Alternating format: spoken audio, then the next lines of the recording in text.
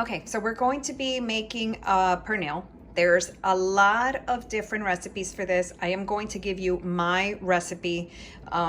It seems to do well every time I do it. Now, one of the things, a couple of tips that I'm gonna tell you when you're buying this piece of meat. This is very tender.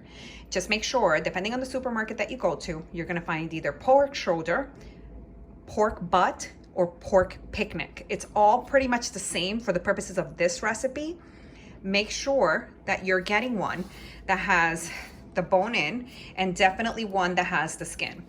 When you're looking for it, there's some of them that have a lot of fat on top of it, so maybe try to get something that's a little more lean. If you can't get one that does not have as much fat on the top, you can always trim away at these little pieces here, which is what I do. I tend to get my kitchen shears, and kind of like cut through them, and when then it's too much. But I think that what we have here should be fine, because this is really gonna melt off, because we're gonna be cooking this for about 6 hours. This is an 8-pound pernil. So I'm gonna give you ratios based on an 8-pound pernil. I'm gonna talk to you a little bit about the salt and the way that I use it, and how you multiply it if you're making multiples.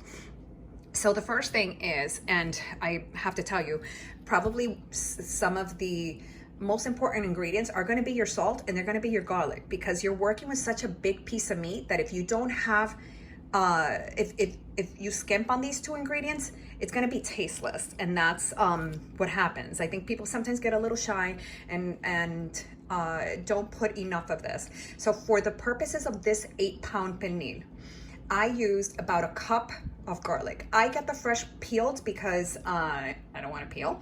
But if you're going with the unpeeled garlic, then you're looking at probably about 1.5 heads.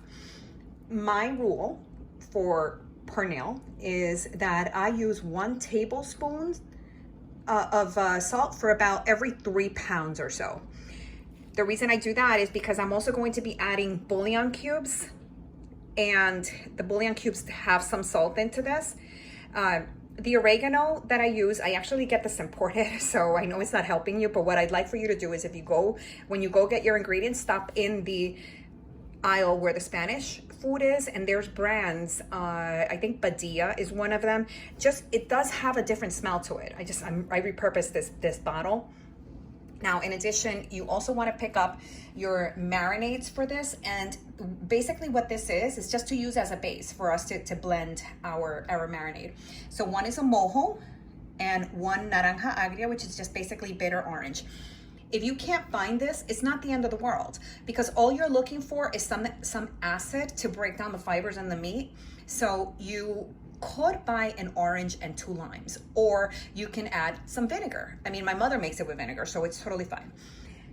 For this recipe, I use the 4 bouillon cubes, but don't worry so much about the proportions, because I'm going to write this down for you and send it over.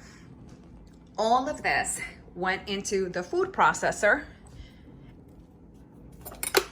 and this is the consistency that you're looking for. So basically, I have in here 1 large onion, 1 cup of garlic, 1 tablespoon of oregano, and 1 cup of the naranja and the mojo. So basically 1/2 cup of each. And I used olive oil just to get it to blend properly. Now, the key to this is that you make enough holes in this so that your marinade gets through in all the pieces. And I'm gonna show you how I cut into this, because I think I might have told you that I do a lot of cuts into this and just let it rest before I'm even ready to cook it. It's actually really nice if you do it the day before too, because the seasoning really gets in there, and you just put it in the oven. Now, this is considered a small pernil. So anything between 8 to 10 pounds is considered small. You're gonna roast this at about 350 for 4 to 5 hours. Anything between 10 and 12, you're gonna roast between 5 and 6 hours. And the last hour of it will be at a high roast. So you're gonna be upping your temperature to about 400 degrees for the last hour, just because you wanna make sure that everything gets nice and brown and you get the crisp in the skin, which is what you're looking for. So I'm gonna try to set my camera, turn the camera around. Sorry, this is my first video, so